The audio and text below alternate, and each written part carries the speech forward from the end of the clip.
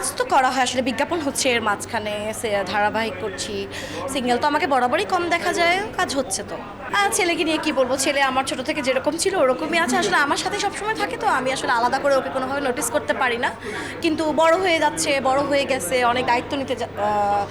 নিতে শিখে গেছে, এবং আমাকে অনেক জায়গা থেকে আর দায়িত্ব নিতে হয় না, ওই জায়গাটা থেকে আমি রিলিফ, সো ফিলিং গুড। আমি আমার প্রেম নিয়েও তার সাথে কথা বলি, আর তার সাথে জানতে চাই যে প্রেম হচ্ছে কিনা, বা আদৌ কীরকম পছন্দ, বা আসলেও করছে কিনা, এটা আমি নট শিওর, বাট করতেই পারে, এই বয়সে প্রেম করবে, এটাই তো খুব স্বাভাবিক। স্ক্রিন টাইমিং নিয়ে কোনোদিনই খুবই ওরিড না,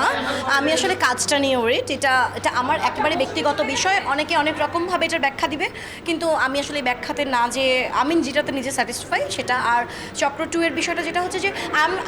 আমি আসলে গ্রেট ফ্যান ভিকি জাহিদের, হ্যাঁ, তো আমি আসলে যার ফ্যান, তো তার সাথে আমার একটা কাজ স্টার্ট হলো, তো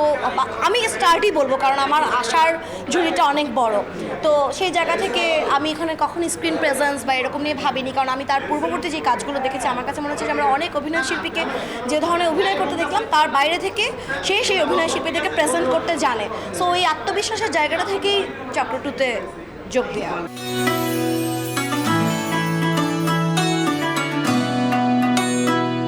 আমাদের আসলে এত বেশি ইনসিকিউরিটি নাই, আমরা জানি যে আসলে যার জায়গায় আমরা কি,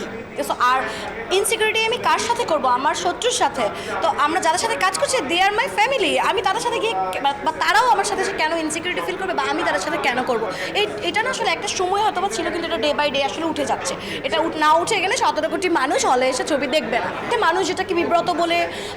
উপস্থাপন করে, কিন্তু আমি এটাকে বিব্রত হিসেবে পাত্তা দিইনি, আমার কাছে মনে হচ্ছে ছোটখাটা বলছে, যারা নিতে পারেনি তারা নেগেটিভ কথা বলছে, সো এটা তাদের পার্সপেক্টিভ, দ্যাটস ইট।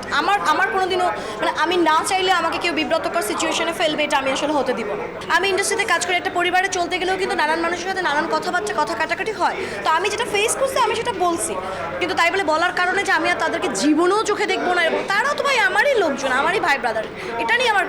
রাগ হবে, অভিমান হবে, ভুল বোঝাবুঝি হবে, এটা ভেঙে যাবে, আর যেটা আমার সমস্যা এটা তো আমি যদি না বলতে পারি তাহলে তো আমার মানুষও থাকলাম না।